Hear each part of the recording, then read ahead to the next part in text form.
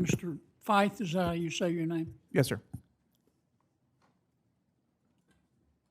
I continue to read and hear that we have to win the AI race. What does that even mean? Generally, we heard that with 5G. Generally, we hear that when somebody in the private sector says, we're behind China, give us some money. John Kennedy walked into this AI hearing and asked a question nobody in Washington seems willing to answer. Everyone keeps talking about winning the AI race, but what does that actually mean? Is there a finish line? Is there a trophy? Or is this just another excuse for tech companies to run to Congress, wave the China card, and ask taxpayers for more money? That's exactly what Kennedy wanted to know. And what followed was a classic Kennedy exchange. Experts came prepared with lengthy explanations, historical comparisons, and policy jargon. Kennedy wasn't interested. He wanted plain English. He wanted real answers. And when one witness couldn't explain what America should actually do when AI starts replacing jobs, Kennedy shut the conversation down with a line that left the room laughing. Let's get into it. If we are ahead, eventually China's going to catch up. And then China gets ahead, and we catch up with them. Ultimately, and there's no finish line here where the first one who crosses gets a gold medal. This stuff keeps evolving. Aren't we ultimately going to have to sit down with China and reach some sort of compromise in terms of a modicum of cooperation? Well, I think, Senator, I think the questions about whether this race vocabulary and metaphor are exactly right are very well taken. I think it's inexact at best, but there are comparisons possibly with previous generations of strategic technology like nuclear weapons, where I think maintaining that the US and our allies have a stronger foundation of strategic technology, including as it needs to be innovated across generations and including as, after the Soviets got a nuclear weapon in their time, several years after us, is extremely important. And the fact that this is commercially innovated. Okay, I got it. I'm sorry. I don't mean to be rude, but I don't have time for history.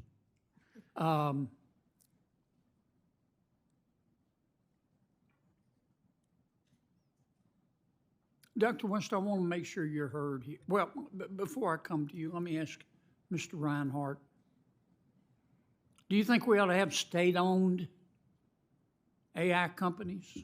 No. Are you a fan of the state-owned companies in China? No, not Whether not at all. the federal government takes a big stake and runs the show? No, I do not. We can't even deliver the mail, can we?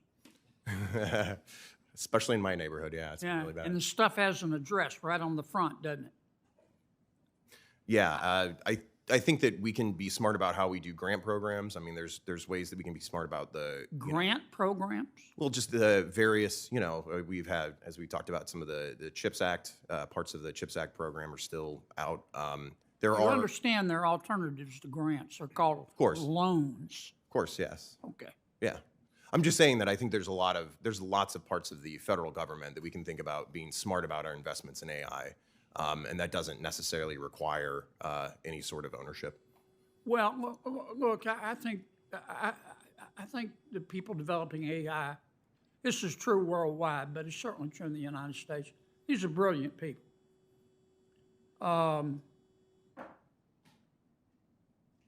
Right now, they're spending money to try to be the biggest and the best and the wealthiest.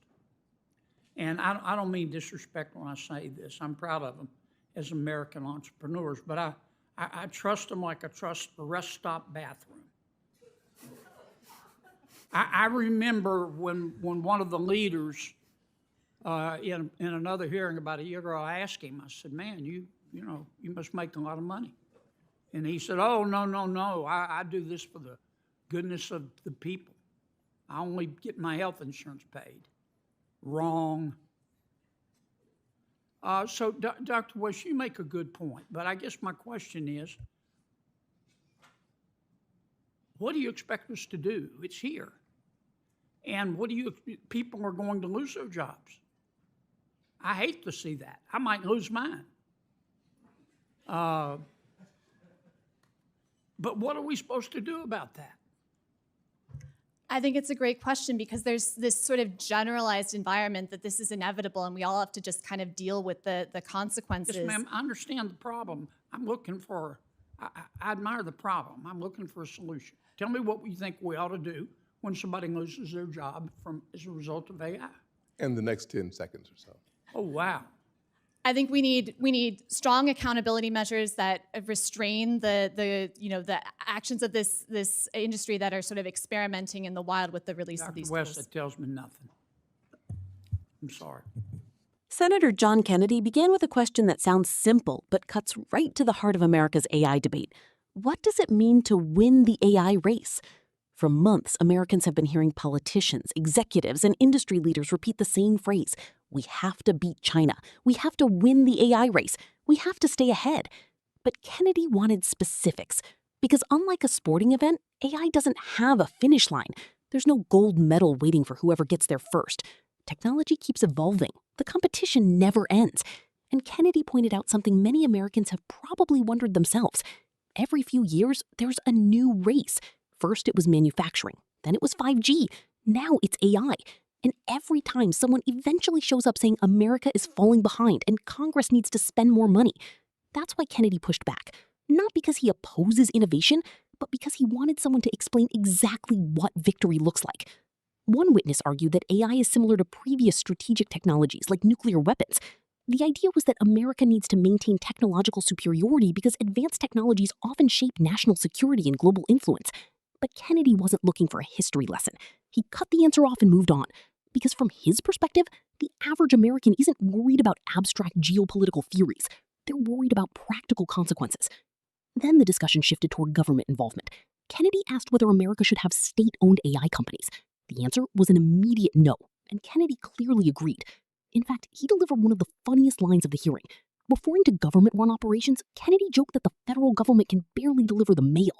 The room laughed. But beneath the joke was a serious point. Kennedy's concern is that Washington often believes it can manage complex industries better than the private sector, and he's deeply skeptical of that idea.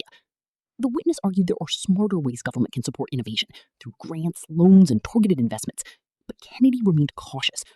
Then he turned his attention to the people building AI itself, and this is where the conversation got especially interesting.